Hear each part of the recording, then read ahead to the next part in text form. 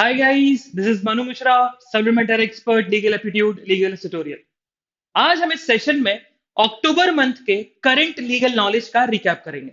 Okay, पहला issue जो है, it's a first issue of October month. It's about Supreme Court. Supreme Court ने in the month of October एक judgment दिया. उस जजमेंट में लिखा कि public place can not be occupied for the indefinite period. But ऐसा क्यों हुआ? ऐसा क्यों जजमेंट आया? कोई इशू रेज हुआ होगा, कोई केस फाइल हुआ होगा, कोई पिटीशन गई होगी सुप्रीम कोर्ट में. हुआ क्या? कोविड के पहले, कोविड 19 के पहले, in the month of January and February बहुत ज्यादा प्रोटेस्ट चल रहा था ऑल ओवर इंडिया में सीएए से रिलेटेड, सिटीजनशिप अमेंडमेंट एक्ट से रिलेटेड, स्पेशली दिल्ली में. और दिल्ली में कहां पर? शाहीन बाग पे. पुलिस अथॉरिटीज ने उनको हटाना स्टार्ट किया, प्रोटेस्टर्स को हटाना स्टार्ट किया, बिकॉज 100 डेज से ज्यादा वो लोग प्रोटेस्ट कर रहे थे वहां पर. तब किसी ने पिटीशन डाली सुप्रीम कोर्ट में और बोला कि हमारा ये फंडामेंटल राइट है, freedom of speech and expression, और सेकंड हमारा फंडामेंटल राइट है, right to assemble without arms.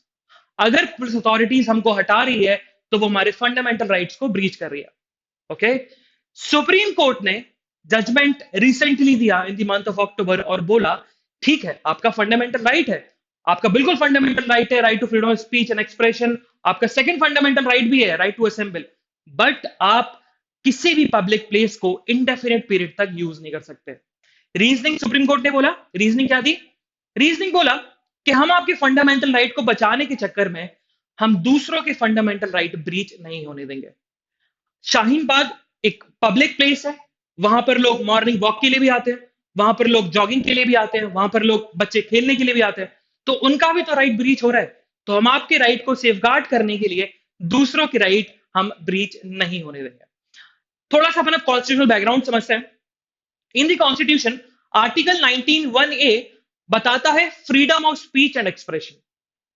19(1)(b) बताता है right to assemble but without arms.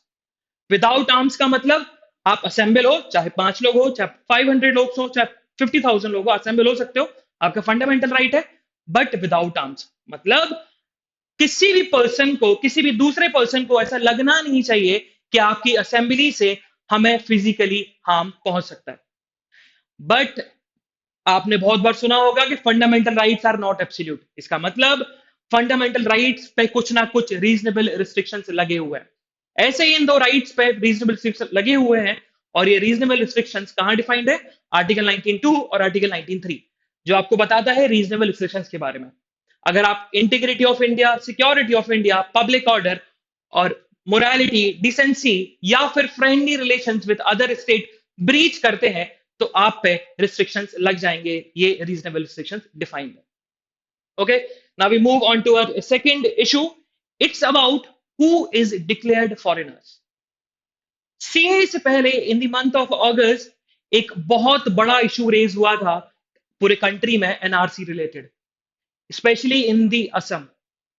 NRC का मतलब national register of citizens. Basically government of India क्या कर रही थी कि असम में जितने भी सिटीजन हैं, इंडिया के सिटीजन, उनको लिस्ट डाउन कर रही थी. और अपना नाम एनआरसी में एड ऑन करने के लिए आपको अपना सिटीजनशिप प्रूफ देना पड़ता था. बर्थ सर्टिफिकेट हो, स्कूल सर्टिफिकेट हो, जिस उस डॉक्यूमेंट जिससे आप प्रूफ कर पाओ कि मैं इंडिया का सिटीजन हूं. बट अब जो अपनी सिटीजनशिप प्रूफ नहीं कर पाए उनको डिक्लेयर्ड फॉरेनर्स बोल दिया गया, क्योंकि वो इलीगल इमिग्रेंट्स है, क्योंकि गवर्नमेंट को नहीं पता कि वो इंडिया के सिटीजन है कि नहीं है. इसीलिए उनको डिक्लेयर्ड फॉरेनर्स बोल दिया गया. Recently in the month of October Guwahati high court, जो कि असम में है, उसने बोला कि जहां पर डिक्लेयर्ड फॉरेनर्स रहते हैं, जहां पर डिक्लेयर्ड फॉरेनर्स को रखा गया है इन द डिटेंशन सेंटर, उसको एज अ जेल ट्रीट नहीं किया जाएगा. सेकेंड पॉइंट, डिक्लेयर्ड फॉरेनर्स को एज अ प्रिजनर ट्रीट नहीं किया जाएगा. Third point and the most important point, कि डिक्लेयर्ड फॉरेनर्स को वो सारे बेसिक ह्यूमन राइट्स मिलने चाहिए जो बेसिक ह्यूमन राइट्स पूरे पीपल को, पूरे पब्लिक को मिलते हैं. अब डिक्लेयर्ड फॉरेनर्स को कौन डिक्लेयर करता है कि they are the declared foreigners और they are the illegal immigrants? India में in the year of 1964 by the central government order एक ट्रिब्यूनल फॉर्म हुआ था, फॉरेनर्स ट्राइब्यूनल, जिसमें अगर कोई अपनी सिटीजनशिप प्रूफ नहीं कर पाता था तो फॉरेनर्स ट्राइब्यूनल डिसाइड करता था कि वो इंडिया का सिटीजन है कि उसको एज अ डिक्लेयर्ड फॉरेनर्स बोल दिया जाए। जब 1964 में जब ट्राइब्यूनल स्टैब्लिश हुआ, तब सिर्फ स्टेट स्टेट का मतलब state, let's take an example of Assam, Uttar Pradesh, सिर्फ स्टेट गवर्नमेंट ही अप्रोच कर पाती थी फॉरेनर्स ट्राइब्यूनल। इंडिविजुअल्स के पास राइट नहीं था कि वो फॉरेनर्स ट्राइब्यूनल को अप्रोच करें।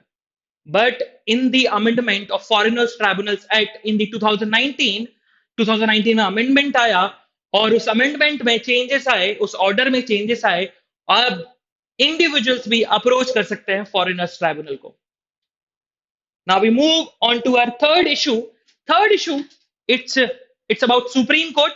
Supreme Court ने बोला कि NRI quota is not sacrosanct. मतलब कि अगर कोई भी प्राइवेट कॉलेजेस अपने एडमिनिस्ट्रेशन से एनआरआई कोटा हटाना चाहता है तो वो हटा सकता है, बट सिर्फ एक एक उसको एक कंडीशन है, एक चीज करनी होगी उस कॉलेज को, उसको एक रीजनेबल नोटिस निकालना होगा जिसमें रीजनिंग लिखी होगी कि हम अपने एडमिनिस्ट्रेशन से, हम अपने मैनेजमेंट से एनआरआई कोटा क्यों हटा रहे हैं। ये इशू बेसिकली राजस्थान से रेज हुआ था। राजस्थान में कुछ प्राइवेट मेडिकल डेंटल कॉलेजेस थे, उन्होंने क्या किया कि उन्होंने एक ऑर्डर निकाला, एक नोटिस निकाला, उस नोटिस में लिखा कि from the next year we will not provide the NRI quota. फिर कुछ लोग, कुछ जिनका राइट ब्रीच हो रहा था, जो लोग एनआरआई कोटा के थ्रू एडमिशन लेना चाहते थे नेक्स्ट ईयर में, वो लोग सुप्रीम कोर्ट अप्रोच किए। सुप्रीम कोर्ट और उन्होंने बोला कि हमारा राइट इंफ्रिंज हो रहा है, हमें हमारा राइट है एनआरआई कोटा मिलना। सुप्रीम कोर्ट ने क्या बोला? सुप्रीम कोर्ट ने बोला सिंपल कि NRI quota is not two important. अगर कोई भी कॉलेज, कोई भी प्राइवेट कॉलेज अगर एनआरआई कोटा अपने मैनेजमेंट या एडमिनिस्ट्रेशन से अबॉलिश करना चाहता है, कर सकता है। ओनली वन कंडीशन, उसको सिर्फ रीजनेबल नोटिस देना होगा। Now we move on to our next issue. It's a very very very prominent issue, और ये इंडिया की हिस्ट्री में पहली बार हुआ कि किसी सिटिंग चीफ मिनिस्टर ने कंप्लेन करी है किसी सिटिंग सुप्रीम कोर्ट जज की, और वो कोई छोटे मोटे जज नहीं, सेकंड सीनियर मोस्ट जज है सुप्रीम कोर्ट के। वो जज कौन थे? एनवी रमन्ना। और कंप्लेन किसको करी उन्होंने? By letter to the current CJI Sharad Arvind Bobde. ऐसा क्यों हुआ? कुछ बैकग्राउंड था। जब 2012-13 में आंध्र प्रदेश का बाइफर्केशन हुआ इन दी टू स्टेट, एक बना तेलंगाना, दूसरा आंध्र प्रदेश, तब गवर्नमेंट चंद्रबाबू नायडू की थी। चंद्रबाबू नायडू ने बोला कि हम आंध्र प्रदेश की एक नई कैपिटल बनाएंगे, उस कैपिटल का नाम अमरावती होगा। In the next election Chandrababu Naidu की पार्टी हार गई, और जो करंट चीफ मिनिस्टर है वो जीत गए, जगनमोहन रेड्डी। उन्होंने अमरावती कैपिटल बनने का प्रोजेक्ट था उसको स्टक डाउन कर दिया, और अपना एक नया प्रोजेक्ट स्टार्ट किया जिसमें वो 3 कैपिटल्स फॉर्म करना चाहते थे, अमरावती, कुर्नूल एंड विशाखापट्टनम। अब करेंटली जगनमोहन रेड्डी ने लेटर लिखा सीजीआई को, और मेजर 2 एक्यूजेशन लगाए एनवी रमन्ना के ऊपर। पहला लगाया करप्शन का चार्जेस। उन्होंने बोला कि जब अमरावती का जो प्रोजेक्ट है, अमरावती का जो कैपिटल बनने का प्रोजेक्ट था, जब अनाउंस नहीं किया था चंद्रबाबू नायडू ने, तो एनवी रमन्ना ने और एनवी रमन्ना की फैमिली मेंबर्स ने अमरावती में बहुत ज्यादा प्रॉपर्टी खरीद ली थी। तो बिकॉज एक तरीके का इनसाइडिंग ट्रेडिंग था कि एनवी रमन्ना को पहले से ही पता था कि अमरावती कैपिटल बनने वाली है, इसीलिए उन्होंने वहां पर प्रॉपर्टी खरीद ली। पहला करप्शन का चार्जेस। दूसरा उन्होंने मेजर एक्यूजेशन लगाया, वो था influencing the roster of Andhra Pradesh high court. Roster क्या होता है? बेसिकली सुप्रीम कोर्ट और हाई कोर्ट में जितने भी जजेस होते हैं सारे इक्विवेलेंट होते हैं। सुप्रीम कोर्ट में जितने भी जजेस हैं सारे इक्विवेलेंट हैं, सारे जजेस के पास जुडिशियल पावर सेम है। Same goes with high court. जितने भी हाई कोर्ट्स हैं, उन हाई कोर्ट्स में जितने भी जजेस हैं, सारे जजेस के पास जुडिशियल पावर सेम है। बस हाई कोर्ट में चीफ जस्टिस और सुप्रीम कोर्ट में चीफ जस्टिस ऑफ इंडिया के पास एक एक्स्ट्रा पावर होती है, एक्स्ट्रा एडमिनिस्ट्रेटिव पावर होती है, जिसको बोलते हैं मास्टर ऑफ रोस्टर। मतलब सुप्रीम कोर्ट में बहुत सारे केसेस आते हैं, हाई कोर्ट में बहुत सारे केसेस आते हैं। अब वो केसेस कौन सा जज डील करेगा हाई कोर्ट और सुप्रीम कोर्ट में, वो सीजीआई और CJ of the High Court decide करेंगे। सेकेंड एक्यूजेशन था कि वो influencing the roster of the Andhra Pradesh high Court. So basically NV Ramana directly Supreme Court के जज नहीं बन गए। उससे पहले वो दिल्ली हाई कोर्ट के चीफ जस्टिस भी थे। उससे पहले वो आंध्र प्रदेश हाई कोर्ट के एक्टिंग चीफ जस्टिस रह चुके हैं, और उनका जो चाइल्डहुड है वो आंध्र प्रदेश में ही है। उनकी जो स्कूलिंग हुई वो आंध्र प्रदेश से हुई। उनका इन्फ्लुएंस बहुत ज्यादा है आंध्र प्रदेश हाईकोर्ट में, और उन आंध्र प्रदेश हाईकोर्ट के बहुत सारे जजेस उनके कंट्रोल में हैं। ऐसा एक्यूजेशन जगन मोहन रेड्डी ने लगाया। उन्होंने बोला कि हमारे जितने भी गवर्नमेंट प्रोजेक्ट्स होते हैं जो भी हाईकोर्ट में जाते हैं, वो प्रोजेक्ट्स सिर्फ उन जजेस को दिया जाता है जो एनवी रमन्ना के कंट्रोल में है, और उन प्रोजेक्ट्स पर स्टे ऑर्डर लगा दिया जाता, जिसकी वजह से हमारी गवर्नमेंट कोई भी काम सही तरीके से नहीं कर पा रही। ये एक्यूजेशन है, अभी ये प्रूफ नहीं हुआ है। अब बहुत लोगों के मन में डाउट होगा, सर ये तो अगर प्रूफ नहीं हुआ तो ये कंटेम्प्ट हो सकता है, एनवी रमन्ना डिफेमेशन का चार्ज भी लगा सकते हैं। बिल्कुल लगा सकते हैं। कंटेम्प्ट का, अगर कोई पर्सन पिटीशन डालता है for the contempt against any person, तो उसको अटॉर्नी जनरल ऑफ इंडिया से परमिशन लेनी होगी। और रिसेंटली जो अटॉर्नी जनरल ऑफ इंडिया है के वेणुगोपाल, उन्होंने मना कर दिया कि ये लेटर कंटेम्प्ट नहीं है, ये स्कैंडलाइजेशन ऑफ सुप्रीम कोर्ट नहीं कर रहा। अब थोड़ा सा कॉन्स्टिट्यूशनल बैकग्राउंड समझते हैं। इन द आर्टिकल 121 पार्लियामेंट में जजेस का एक्ट डिस्कस नहीं हो सकता। In the article 211 state legislature, मतलब जहां अगर एक हाउस है किसी स्टेट में तो विधानसभा, अगर किसी स्टेट में दो हाउसेस हैं तो विधानसभा एंड विधान परिषद, दोनों हाउसेस में जजेस का एक्ट डिस्कस नहीं हो सकता, चाहे वो जज सुप्रीम कोर्ट का हो चाहे वो जज हाई कोर्ट का हो। Now we move on to our next issue. It's international news, it's about Sri Lanka. Sri Lanka ने रिसेंटली 20th कॉन्स्टिट्यूशनल अमेंडमेंट पास कर दिया पार्लियामेंट में। है क्या ये 20th कॉन्स्टिट्यूशनल अमेंडमेंट? 20 के पहले 19 आया होगा, 19 के पहले 18 आया था। 18th constitutional amendment in the year 2010 में पास हुआ। उसमें प्रेसिडेंट को कुछ रियल पावर मिल गई। पहले प्रेसिडेंट 2010 के पहले सिर्फ सेरेमोनियल हेड और टाइटुलर हेड बन के रहते थे इन the country of Sri Lanka. But after the 18th amendment in the year 2010, Sri Lanka के प्रेसिडेंट को कुछ रियल पावर मिल गई। आफ्टर 5 years एक और अमेंडमेंट आया, 19th constitutional amendment in the 2015। जो पावर 18th अमेंडमेंट से प्रेसिडेंट को मिली थी, वो पावर वापस छीन ली गई और वापस प्रेसिडेंट को सेरेमोनियल हेड और टाइटुलर हेड बना दिया गया।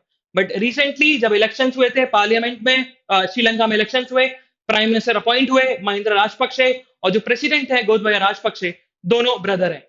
उन दोनों ने मिलकर श्रीलंका पार्लियामेंट में 20th कॉन्स्टिट्यूशनल अमेंडमेंट पास कर दिया, और वो 20th constitutional amendment real power देता है श्रीलंका के प्रेसिडेंट को। दो मेजर पावर मिली है।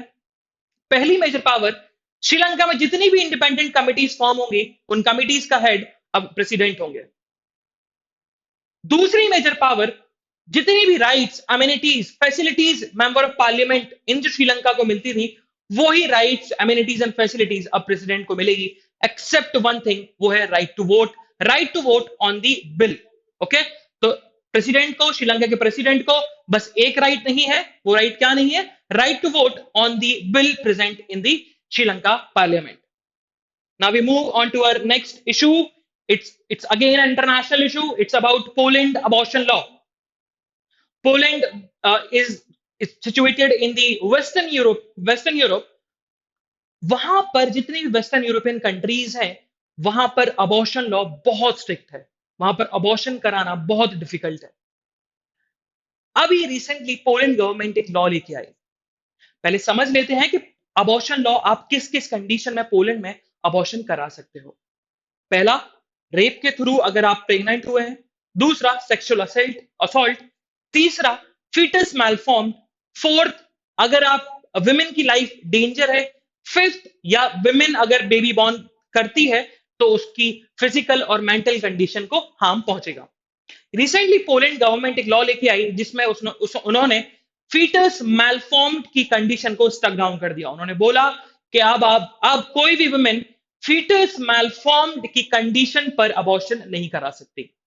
उन्होंने रीजनिंग दी। उन्होंने बोला कि this is a type of discrimination. आप डिस्क्रिमिनेट कर रहे हो। कैसे डिस्क्रिमिनेट कर रहे हो? आप अबॉर्शन क्यों करा रहे हो? फीटस मैलफॉर्म कंडीशन पे अबॉर्शन क्यों करा रहे हो? कि अगर बेबी बॉर्न होता है तो वो फिजिकली या मेंटली डिप्राइव्ड बॉर्न होगा। तो this is a form of discrimination. जब पोलैंड के अबॉर्शन की बात कर ली है तो इंडिया के अबॉर्शन लॉ की बात कर लेते हैं। तो इंडिया में अबॉर्शन जो लॉ है वो है medical termination of pregnancy act 1971, जिसमें भी सेम कंडीशन है जो पोलैंड में है। इंडिया में अभी भी फीटस मैलफॉर्म्ड के बेसिस पर आप अबॉर्शन करा सकते हो, बट अबॉर्शन आपको विद इन 24 वीक्स के अंदर कराना होगा। ये 24 वीक्स रिसेंटली आया इन the year of 2019। Medical termination of pregnancy act 1971 में अमेंडमेंट आया, और उस अमेंडमेंट में पहले इनिशियली 20 वीक्स था, अब 20 वीक्स को बढ़ाकर 24 वीक्स कर दिया। अगर कोई वुमेन विद इन 12 वीक्स के अंदर अबॉर्शन करा रही है तो उसको सिर्फ वन डॉक्टर की रिकमेंडेशन की जरूरत पड़ेगी। अगर किसी वुमेन को अबॉर्शन कराना है after 12 weeks and with in 24 weeks, तो उसको दो डॉक्टर की रिकमेंडेशन चाहिए पड़ेगी। इंडिया में एक लूप होल है। लूप होल एक कंडीशन है बेसिकली कि आप 24 वीक्स के बाद भी अबॉर्शन करा सकते हो। वो कंडीशन क्या है? जब अगर बेबी बॉर्न होता है आफ्टर, अगर डॉक्टर ने एग्जामिनेशन किया और पता लगा कि अगर बेबी बॉर्न हुआ और विमेन की लाइफ को डेंजर पहुंचेगा या फिजिकली और मेंटली हार्म पहुंच रहा है विमेन को, तब 24 वीक्स के बाद भी इंडिया में अबॉर्शन हो सकता है। Now we move on to our next issue. It's about permanent commission for women in Indian Navy. In the month of March, supreme Court ने जजमेंट दिया था कि in the Indian military services, in the Indian army, Indian air force और Indian navy, women को permanent commission मिलना चाहिए। Initially permanent commission सिर्फ man को मिलता था। जब भी कोई भी पर्सन का मतलब चाहे मैन हो चाहे वुमेन हो, आर्मी ज्वाइन करता था तो उसको एसएससी करना होता था। एसएससी का मतलब शॉर्ट सर्विस कमीशन, जो कि 10 years की होती थी and it can extend for 4 years। तो total maximum SSC period 14 years का होता था। आफ्टर 14 years मैन के पास राइट था कि वो परमानेंट कमीशन ले सकता है। परमानेंट कमीशन का मतलब टिल रिटायरमेंट वो इंडियन मिलिट्री सर्विस में रह सकता है, बट वुमेन के पास वो राइट नहीं था। तो इन the month of March in the 2020 supreme Court ने बोला कि this is a type of discrimination और वुमेन को भी राइट है परमानेंट कमीशन का। बट इंडियन मिलिट्री सर्विसेज ने बोला कि बट कॉम्बैट फील्ड में हम उनको परमानेंट कमीशन नहीं दे सकते। तो सुप्रीम कोर्ट ने बोला इट्स ओके, कॉम्बैट फील्ड में मत दो, बट जो टीचिंग बैकग्राउंड है, टेक्निकल बैकग्राउंड है, नॉन टेक्निकल बैकग्राउंड है, लॉ बैकग्राउंड है, उसमें वुमेन का राइट है for the permanent commission. Recently in the month of October Indian navy ने जो जजमेंट दिया था सुप्रीम कोर्ट ने for the permanent commission for women, वो इंप्लीमेंट नहीं किया। सुप्रीम कोर्ट ने अक्टूबर मंथ में बोला कि इंडियन नेवी को टिल 31 दिसंबर तक वो जजमेंट अप्लाई करना होगा, वुमेन को परमानेंट कमीशन देना होगा। अगर वो नहीं देते हैं तो ये सिविल कंटेम्प्ट में आ जाएगा। तो इंडियन नेवी पे सिविल कंटेम्प्ट लग जाएगा अगर वो 31 दिसंबर तक वो जजमेंट अप्लाई नहीं करते हैं तो। Now we move on to our next issue. It's about attack on RTI. In the month of October, 12th October 2020, RTI act को 15 इयर्स पूरे हो गए। आरटीआई एक्ट बेसिकली 12th अक्टूबर 2005 में इंप्लीमेंट हुआ था, लेकिन अभी रिसेंटली हुआ क्या, 15 इयर्स जब कंप्लीट हुए तो दो एनजीओ, स्वतंत्र नागरिक संगठन और second NGO centre for equity studies ने सर्वे किया। उस सर्वे में पता लगा कि there are 2.2 lakh application pending, RTI application pending है in the centre information commission in the state information commission. अब जब पेंडिंग थी, लेकिन अपन को समझने के लिए, आरटीआई को समझने के लिए उसका बैकग्राउंड समझना होगा। एक होता है RTI basically right to information, और एक है आरटीआई एक्ट जो आपका पूरा प्रोसीजर बताता है कि एप्लीकेशन आपको कैसे डालनी है, आरटीआई एप्लीकेशन आप कैसे डालेंगे, आपका रिजल्ट आरटीआई एप्लीकेशन का आंसर कितने दिन में आएगा।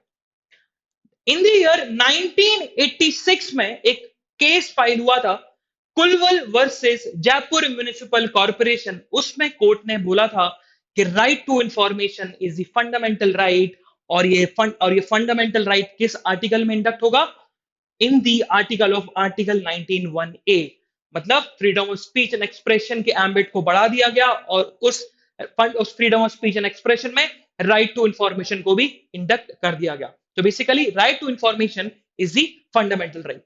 जब ये जजमेंट आया तब लोगों को पता लगा ठीक है हम गवर्नमेंट से अब इंफॉर्मेशन ऑब्टेन कर सकते हैं, बट कैसे, प्रोसीजर नहीं था। कोई किसी को नहीं पता था कैसे एप्लीकेशन डालनी है, कैसे क्वेश्चन पूछना है गवर्नमेंट से। After the 19 years after, in the year 2005 RTI act आया, और इस एक्ट ने पूरे प्रोसीजर ले डाउन किए कि आप कैसे एप्लीकेशन फाइल कर सकते हैं और एप्लीकेशन का आंसर आपको कितने दिन में मिल जाएगा। और उन्होंने सेंट्रल गवर्नमेंट के लिए सेंट्रल इंफॉर्मेशन कमीशन बनाया, स्टेट गवर्नमेंट्स के लिए स्टेट में, हर स्टेट में स्टेट इंफॉर्मेशन कमीशन स्टैब्लिश हुए। और जब ये 2005 में आरटीआई एक्ट आया था तो जितने भी इंफॉर्मेशन कमिश्नर्स थे उनका टर्म फिक्स था, टर्म फॉर 5 years, वो 5 years तक इंफॉर्मेशन कमिश्नर रहेंगे। But in the year of 2019 RTI act में अमेंडमेंट आया, बहुत क्रिटिसिज्म हुआ था मोदी गवर्नमेंट का, सेंट्रल गवर्नमेंट का इस अमेंडमेंट के पीछे। लोगों ने ये क्रिटिसिज्म किया था कि this is a type of anarchy, ये अगर आप ये अमेंडमेंट लाते हैं तो एनआरकी स्टैब्लिश हो जाएगा। एनआरकी मींस के सिंगल गवर्नमेंट रन कर रही है, एक ही government, there is only one type of government in the country. अब इस अमेंडमेंट में था क्या, पहले जब आरटीआई एक्ट 2005 में आया तो जितने भी इंफॉर्मेशन कमिश्नर थे उनका टर्म फिक्स था for the 5 years। But after the amendment अब जो टेन्योर होगा, टर्म होगा इंफॉर्मेशन कमिश्नर का, वो डिपेंड करेगा सेंट्रल गवर्नमेंट के ऊपर। अब सेंट्रल गवर्नमेंट शायद टेन्योर 2 years का भी रख सकती है, या फिर 10 years तक, 10 years के बाद भी इंफॉर्मेशन कमिश्नर रह सकता है। Now we move on to our next issue. It's about a state act, Gujarat disturbed areas act. इस एक्ट को समझने से पहले थोड़ा सा पर कॉन्स्टिट्यूशन में जाते हैं। हमेशा अगर कोई सेंट्रल का लॉ या स्टेट का लॉ या स्टेट सेंट्रल का एक्ट या स्टेट का एक्ट कॉन्फ्लिक्ट करता है तो हमेशा सेंट्रल का लॉ और या एक्ट प्रिवेल करेगा।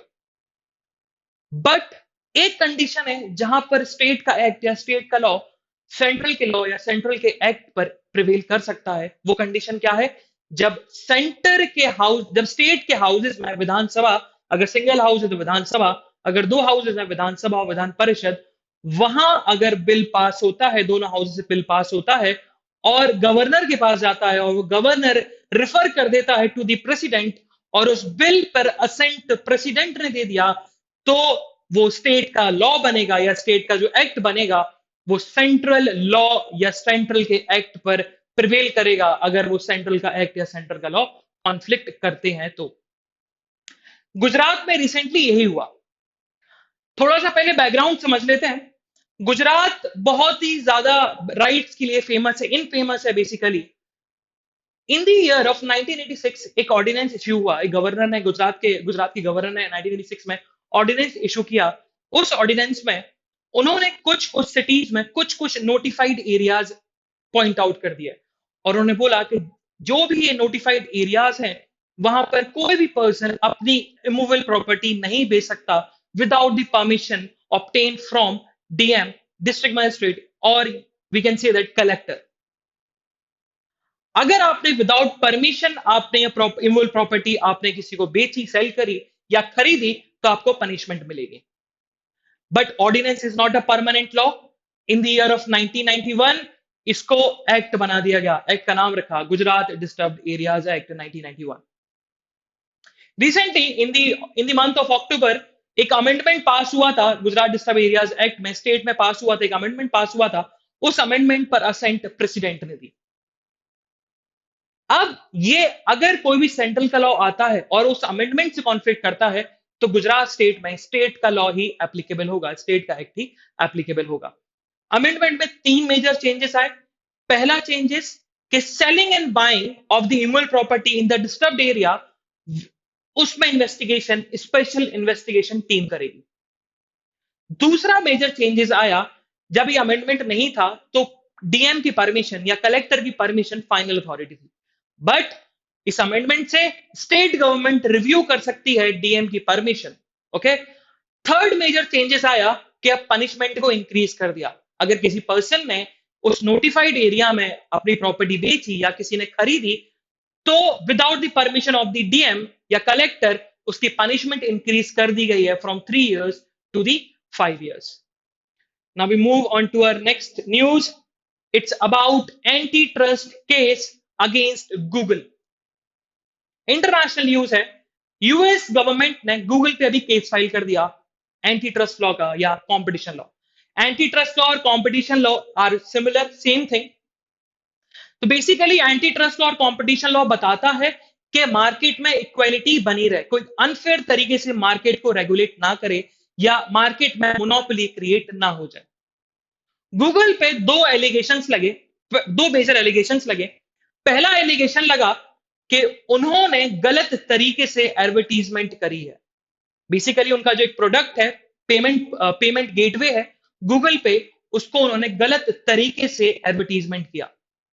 अगर आप किसी वेबसाइट पर जाएंगे, गूगल पे सर्च करेंगे, तो आपको पेटीएम या फोन पे के एडवर्टीजमेंट नहीं दिखेंगे, आपको हमेशा गूगल पे के एडवर्टीजमेंट दिखेंगे। तो ये था पहला major allegation. Second major allegation, it's about कि गूगल ऑपरेटिंग सिस्टम बनाती है, ओएस बनाती है, उनका एंड्रॉइड ऑपरेटिंग सिस्टम है। अब ऑपरेटिंग सिस्टम के साथ साथ वो गूगल पे को ऑलरेडी प्री इंस्टॉल करके दे रहे हैं। जितने भी नए फोन्स लॉन्च हो रहे हैं, चाहे वो सैमसंग का फोन लॉन्च हो रहा है, चाहे वो Xiaomi का हो, चाहे वो रियलमी का हो, उनमें गूगल पे ऑलरेडी इंस्टॉल होके आ रहा है। तो ये एक तरीके से अनफेयर तरीके से ये मार्केट अपनी मार्केट पोजीशन का गलत यूज कर रहे हैं। इंडियन गवर्नमेंट ने रिसेंटली इन एलिगेशंस पर गूगल से आंसर मांगा है। गूगल ने अभी तक आंसर नहीं दिए। अब आगे देखते हैं कि इंडिया में जो कंपटीशन कमीशन ऑफ इंडिया है, गूगल पे केस फाइल करता है कि नहीं। इंडिया में कंपटीशन लॉ या anti trust law competition act 2002 से रेगुलेट होता है। ये 2002 के पहले क्या कंपटीशन लॉ नहीं था? क्या कंपटीशन एक्ट नहीं था? था। उसके पहले कंपटीशन एक्ट 2002 के पहले monopolies and restrictive trade practices act 1964 already था। उसको कंपटीशन एक्ट 2002 ने ओवरटेक कर लिया और कंपटीशन एक्ट 2002 राघवन कमेटी की रिकमेंडेशन से आया। तो बेसिकली ये था हमारा अक्टूबर मंथ का रिकैप। अगर कोई भी डाउट हो, कोई भी स्पेसिफिक डाउट हो करंट लीगल नॉलेज से अक्टूबर मंथ से, तो आप टेलीग्राम ग्रुप पर पूछ सकते हैं। Bye bye guys, have fun. और अगर आपको वीडियो अच्छी लगी है तो लाइक करें, चैनल को सब्सक्राइब करें, और भी ऐसे इंटरेस्टिंग वीडियोस आती रहेंगी। Bye bye guys.